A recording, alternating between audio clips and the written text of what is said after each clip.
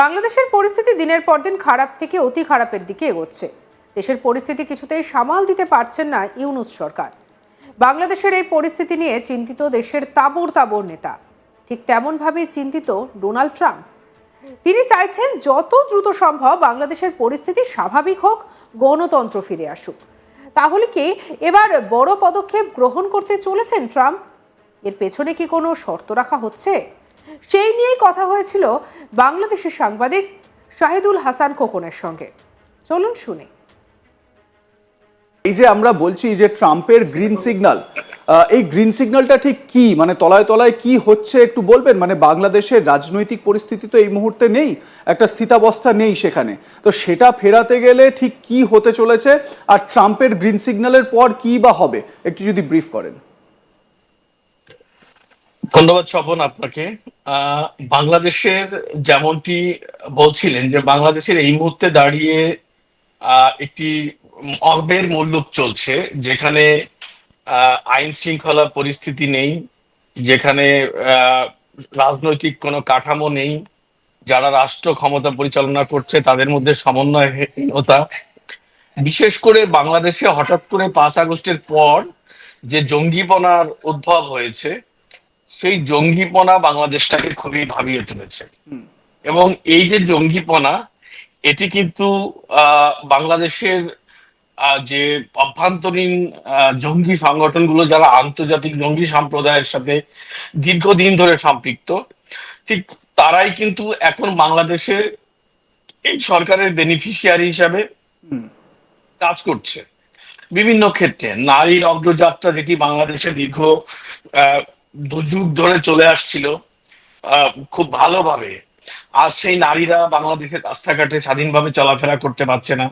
তাদের পোশাক আশাক নিয়ে প্রশ্ন তোলা হচ্ছে, তাদের কাজকর্ম নিয়ে প্রশ্ন তোলা হচ্ছে, তাদের চাকরি বাকরি নিয়ে প্রশ্ন তোলা হচ্ছে। আমি ঠিক এইখানে একটা প্রশ্ন আপনার কাছে রাখতে চাইবো, যেহেতু আপনি বাংলাদেশের মহিলাদের অবস্থা নিয়ে বলছেন। আমরা কয়েকদিন আগেই দেখেছি একটি ভিডিও ভাইরাল হয়েছে আজ তাক বাংলায়, সেই সংক্রান্ত একটি বিষয়ও আমরা দর্শকদের জন্য উপস্থাপিত করেছি। এক ইমাম তিনি প্রকাশ্য রাস্তায় বলছেন যে রমজান চলছে, পুরুষদের পবিত্রতা বজায় রাখতে হবে, এই সময় চোখের হেফাজত দরকার হয়, সেই কারণে মহিলারা তারা বাড়ির বাইরে বেরোবেন না প্রয়োজন ছাড়া, আর বাড়ির বাইরে বেরোলে বুরখা পরে বেরোন বা পর্দা দিয়ে তারা বেরোন, তাতে করে নাকি চোখের হেফাজত হবে। আমি একটা বিষয় একটু জানতে চাইছি, বাংলাদেশে কি এই রকম অবস্থা বা এই রকম তালিবানি নিদান দিতে এর আগে দেখেছেন? না, এটি তো বললাম যে 5 আগস্টের পর বাংলাদেশে যা একের পর এক ঘটছে, এটি নজিরবিহীন।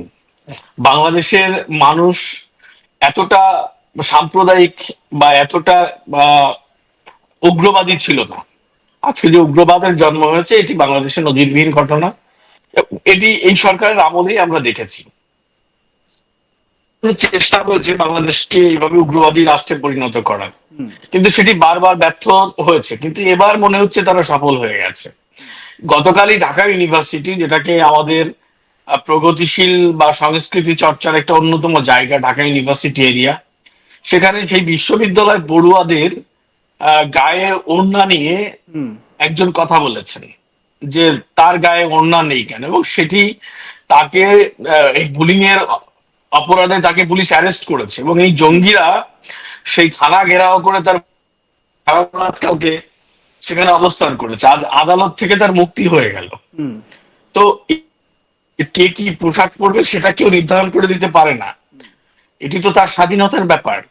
তো স্বাধীনতাটাকে এভাবে ভুলুণ্ঠিত করা হচ্ছে। তারপরে আপনি যেটা বললেন যে মাইকে বলা হচ্ছে, ইভেন এর আগে কিন্তু আমরা দেখেছি যে একটি গ্রামের বাজারে মাইকিং করে এই উগ্রবাদীরা বলছে যে মহিলারা হাট বাজারে আসতে পারবে না, মার্কেট করতে পারবে না। তো এটা অনেকটা মৌলবাদী শাসনের মধ্যে পড়ে গেছি আমরা। দুঃখজনক হলেও এটাই সত্যি যে আমরা এখন একটি মৌলবাদী গোষ্ঠীর দ্বারা নিয়ন্ত্রিত, যারা আমাদেরকে শাসন করছে। হ্যাঁ, এটা দুর্ভাগ্যজনক হলেও সত্য। কিন্তু আমার যেখানে এই জায়গা থেকেই প্রশ্ন, সেটা হচ্ছে গিয়ে যে কোনো জিনিসের তো একটা চরম সীমা থাকে, তো সেই চরম সীমার দিকে বাংলাদেশের এই অরাজক পরিস্থিতি এগিয়ে চলেছে। এবারে প্রশ্ন হচ্ছে, ডোনাল্ড ট্রাম্প তিনি কি এবারে মানে অ্যাক্টিভ মুডে রয়েছেন? মানে আমরা দেখতে পাচ্ছি যে যিনি প্রধান রয়েছেন, আর্মি জেনারেল ওয়াকারুজ্জামান তিনি যেখানে পিস কিপিং ফোর্সের 5টা কন্টিনজেন্ট রয়েছে সেখানে গিয়েছেন, মানে দেশ ছেড়ে তিনি সেখানে গিয়েছেন, কথাবার্তা চলছে, নানান রকম প্রক্রিয়া চলছে। এবারে এর ভেতরে ভেতরে কি হচ্ছে সেটা তো ক্রমশ প্রকাশ্য। কিন্তু এই ওয়াকারুজ্জামানের সেনাবাহিনী কি আবার শেখ হাসিনাকে পুনঃপ্রতিষ্ঠা করবে বাংলাদেশে? এই রকম সম্ভাবনাও কি উড়িয়ে দেওয়া যাচ্ছে না? এইখানে একটি প্রশ্ন, যে বাংলাদেশের যে পরিস্থিতি চলছে, এই পরিস্থিতি চলতে দেওয়া যায় না। এটি সাধারণ মানুষের কিন্তু এখন জায়গা থেকে উঠে এসছে। হ্যাঁ, এবং আমি আগেও বলেছি যে বাংলাদেশ তো বিপ্লবীদের দেশ, এখানে বহু বিপ্লবীর জন্ম হয়েছে এবং এদেশের মানুষ সেকুলার। কিছু উগ্রবাদী তারা সময় বুঝে সুযোগ নিয়ে তারা আজকে বাংলার বুকে এই সেকুলার একটি জাতির বুকে তারা থাবা বসিয়েছে। এটি আমি আগেও বলেছি যে জুলাই আগস্টে যা হয়েছে বাংলাদেশে, সেটি একটি জঙ্গি হামলা এবং সেই জঙ্গি উগ্রবাদীরাই আজকে বাংলাদেশের শাসন ব্যবস্থাটাকে নিয়ন্ত্রণ করছে। তো এই ব্যবস্থা চলতে পারে না, এটা বাংলার মানুষ চলতে দেবে না। এক নাম্বার 2 হচ্ছে যে 5 আগস্ট শেখ হাসিনা বাংলাদেশ ছেড়ে পালিয়ে যাওয়ার কথা যে তারা বলেন, সেদিন কিন্তু বাংলাদেশ বিমান বাহিনীর একটি বিমানে চড়ে শেখ হাসিনা পার্শ্ববর্তী দেশ ভারতে আশ্রয় নিয়েছেন। অনেক সংখ্যা ছিল জঙ্গিদের থেকে, যে জঙ্গি হামলা হয়েছিল সেই জঙ্গিরা তাকে পেলে মেরে ফেলতো, এটা তো নিয়ে আর কোনো সন্দেহ নেই। তার পরিবারকে নিবংশ করে দেওয়া হতো। সেই পরিস্থিতিতে দাঁড়িয়ে শেখ হাসিনা যখন ভারতে চলে যান, এবং সেটা কিন্তু বাংলাদেশ সেনাবাহিনী বিমান বাহিনীর সহযোগিতায় যান, কারণ সেনাবাহিনীর সদস্যরা, এসএসএফ সদস্যরা এবং বিমান বাহিনীর বিমান তাকে কিন্তু ভারতের মাটিতে রেখে আসেন।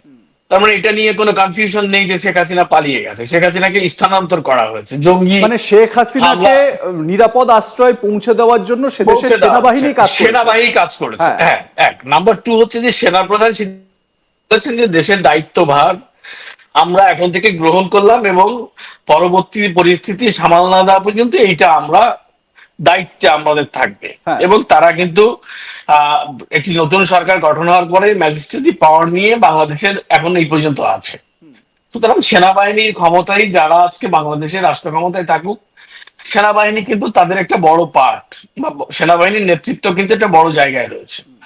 সেই জায়গাটিতে দাঁড়িয়ে বাংলাদেশ সেনাবাহিনী তাদের অস্তিত্বের প্রশ্ন দেখা দিয়েছে এই জঙ্গিবাদের উত্থানের কারণে, এই উগ্রবাদীদের কর্মকাণ্ডে।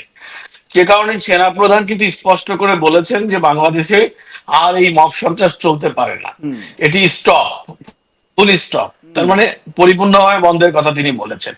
এবং আন্তর্জাতিক সম্প্রদায়ে, বিশেষ করে আমেরিকান প্রেসিডেন্ট হিসাবে ডোনাল্ড ট্রাম্প শপথ নেবার পরে বাংলাদেশের রাজনীতি নিয়ে তিনি একাধিকবার কথা বলেছেন। তার প্রশাসনের পক্ষ থেকে কথা বলা হয়েছে এবং অলরেডি তা নিয়ে কাজ শুরু হয়ে গেছে। সঙ্গে রাখুন আজ তাক বাংলাকে। অন্যান্য খবরের জন্য সাবস্ক্রাইব করুন, হোয়াটসঅ্যাপেও ফলো করতে ভুলবেন না।